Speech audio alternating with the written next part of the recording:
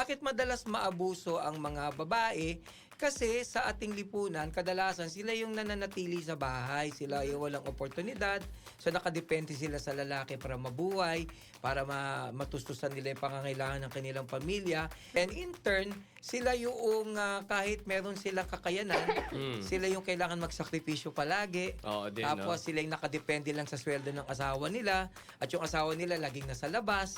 At dahil laging nasa labas, mas prone sila na gumawa ng mga bagay na hindi maganda. Yung mag-gimmick, mambabae. Correct. At naiiwan ang mga kababaihan sa isang sitwasyon na kung tutuusin, hindi nila deserve dahil kung bibigyan ng pagkakataon, pwede nga mas magaling pa sila.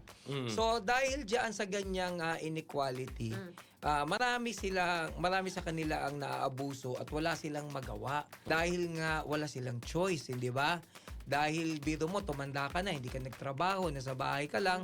Pag binugbog ka ng asawa mo, Wala kang magawa. kailangan kang bumalik, hindi Oo. ba? Hindi ka pwedeng makaalis, ang Correct. kapupulutin, hindi ka naman makakapag-umpisa. At maraming forma ng pang-aabuso.